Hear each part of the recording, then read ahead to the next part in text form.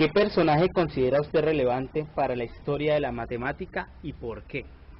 Bueno, uno de los grandes personajes ilustres para considerar dentro del campo de la matemática ha sido Pitágoras, porque ha sido un gran filósofo que a nivel de su filosofía y con el encuentro de la matemática ha podido engendrar orígenes importantes de todo el accionar geométrico y matemático en función de crear nuevos pensamientos lógicos, creativos y flexibles que ayuden a despejar las grandes construcciones que merecen todo un valor exacto, conciso y preciso.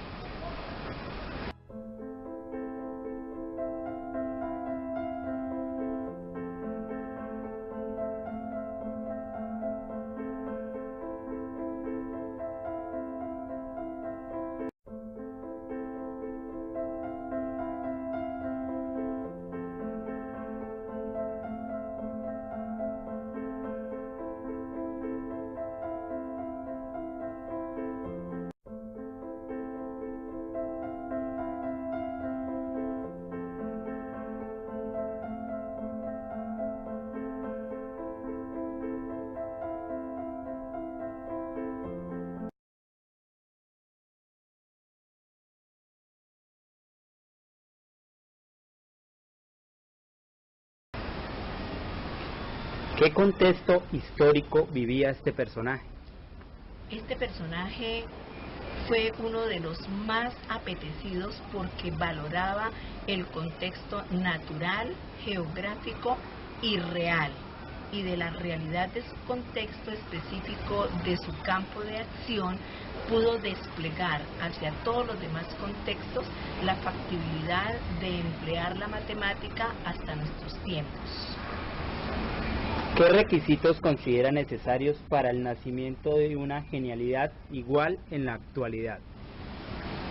Se necesita específicamente la investigación, la lectura atenta de todos los textos que han ido pasando a través de la historia para iluminar tanto a los docentes como a los estudiantes que quieren apropiarse de las leyes, de los principios y del gran talento matemático que todo ser humano puede desarrollar a través de su historia. Si tuviera que escoger una civilización que realizara aportes a la matemática, ¿cuál sería y por qué? Existe una gran variedad de culturas, pero una de las más exigentes y de las más prioritarias para tomar datos es la egipcia. Es una cultura que ha brindado y ha seguido apoyando a través de todos los tiempos a los grandes pensadores matemáticos para engendrar los grandes profesionales dados a las diferentes ramas que exige el saber matemático.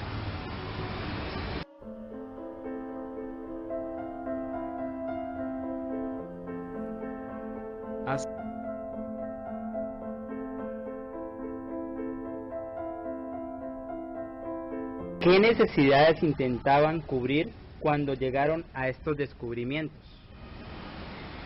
Las necesidades que necesitaban. Bueno, eran muchas las necesidades, pero las centraron específicamente en la economía, porque en ella radicaban las grandes extensiones y los grandes elementos que dentro de esos territorios, como por ejemplo los empedrados, los implementos que les iban a servir para desarrollar toda una cultura arquitectónica y una cultura de expansión del saber matemático en torno a todo el crecimiento de toda una civilización.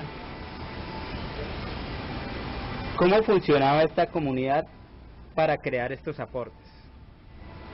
Esta comunidad estaba apoyada en el debate que entablaban cuando se organizaban todas las eminencias, o sea, todos los personajes que estaban atentos a discutir, a planear, a plantear nuevas fases dentro de sus discusiones con respeto y admiración del conocimiento entre unos y otros.